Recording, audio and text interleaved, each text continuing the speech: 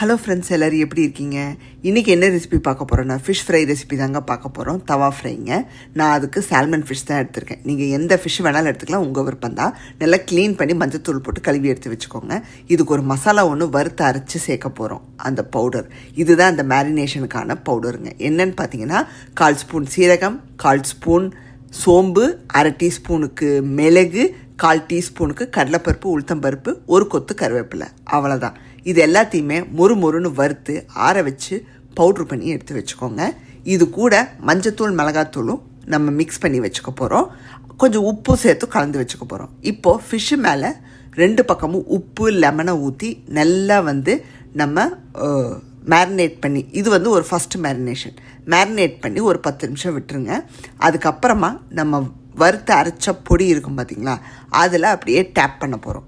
நம்ம அந்த மசாலா பொடியில் தண்ணியோ இல்லை லெமனோ ஊற்றி கலந்து பேஸ்ட் மாதிரி நம்ம மேரினேட் பண்ண போகிறதில்ல, பவுடரில் அப்படியே ஃபிஷ்ஷை டேப் பண்ண போகிறோம். இப்போ நம்ம வறுத்தரைச்ச பொடியில் கொஞ்சம் மிளகாத்தூள், தேவையான அளவு கொஞ்சமாக மஞ்சத்தூளும் கொஞ்சமாக உப்பு சேர்த்து கிளறி வச்சுக்க போகிறோங்க. இந்த பொடி அவ்வளோ சூப்பராக இருக்குங்க. நான் நாக்கில் வச்சு டேஸ்ட்டு பார்த்தேன், சூப்பராக இருக்குது. நீங்கள் வெஜிடேரியனாக இருந்தீங்கன்னா உருளைக்கிழங்குல, காலிஃப்ளவரில், மஷ்ரூம்லலாம் கூட ட்ரை பண்ணலாங்க. இந்த பொடியை அரைச்சி அப்படியே தூவி நீங்கள் டாஸ் பண்ணி எடுத்திங்கன்னா சூப்பராக இருக்கும். ஏன்னா அவ்வளோ டேஸ்ட்டாக இருந்துச்சு. இப்போ கொஞ்சமாக மிளகாத்தூளும் மஞ்சத்தூள் உப்பு சேர்த்து கலந்துட்டு அதில் அப்படியே ஃபிஷ்ஷை டேப் பண்ணுங்கள். ஏன்னா ஆல்ரெடி நமக்கு ஃபிஷ்ஷு வெட்டாக இருக்கும். அந்த ஈரத்தோடு டேப் பண்ணும்போது உதிராதுங்க, நல்லா க்ரிப்பாக பிடிச்சிக்கும். நீங்கள் கார்ன்ஃப்ளவரோ வேறு எதுவுமே சேர்க்க தேவையில்லை, தண்ணி கூட சேர்க்க தேவையில்லை. அப்படியே எல்லா ஃபிஷ்ஷையும் நல்லா பெரட்டி ஒரு 1/2 hour to 1 hour மேரினேட் பண்ண போட்டுருங்க. டிஸ்டர்பே பண்ண வேணாம். நீங்கள் எந்த ஃபிஷ் வேணாலும் எடுத்துக்கலாம், உங்கள் விருப்பம்தான். ஸோ சால்மனே அவ்வளோ சூப்பராக இருந்துச்சுங்க. உடம்புக்கும் அவ்வளோ நல்லதுங்க. சால்மன் சுகருக்கு அப்புறம் நிறைய விஷயத்துக்கு ரொம்ப நல்லது. கிடச்சா அப்பப்போ வாங்கி சாப்பிடுங்க.